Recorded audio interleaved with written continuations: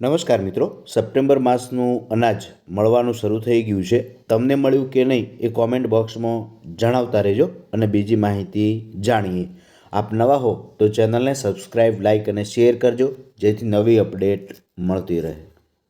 Ration card ધારકોને અલગ અલગ કારણોથી નોટિસ આપવામાં આવેલી છે. જેની અંદર પ્રથમ નોટિસ છે કે એમની ઇન્કમ 6 લાખથી વધારે હોવાથી એમનું નામ દૂર કેમ ન કરવું એવી નોટિસ આપવામાં આવી છે.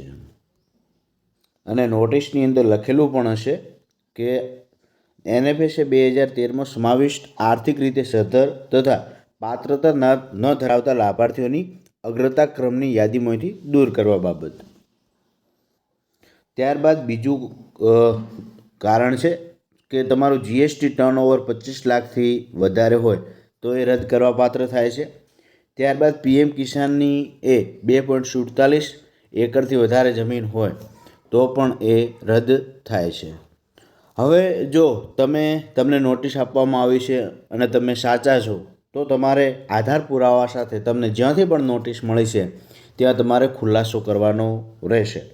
જો ઇન્કમટેક્સની મળી હોય તો કુટુંબના તમામ સભ્યોના આવક ઇન્કમટેક્સ રિટર્નની છેલ્લી કોપી, એ જ રીતે GSTની અંદર, PM કિસાનની અંદર તમામ 7, 12 અને 8 ઉતારાની નકલ અને બીજા જે પણ ડોક્યુમેન્ટો હોય એ તમારે આપવાથી તમારું જે રેશન કાર્ડ છે એ ચાલુ રહી શકે.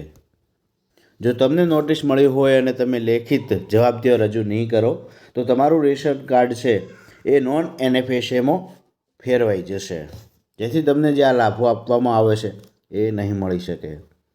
જેથી જો તમને નોટિસ મળી હોય તો તમે તાત્કાલિક એ ખુલાસો કરી શકો છો, જેથી અંત્યોદય કુટુંબો, અગ્રતા ધરાવતા કુટુંબો જે તેના લાભો છે એ તમને મળી શકે.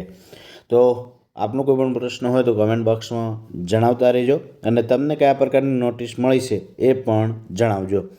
Thank you. આભાર.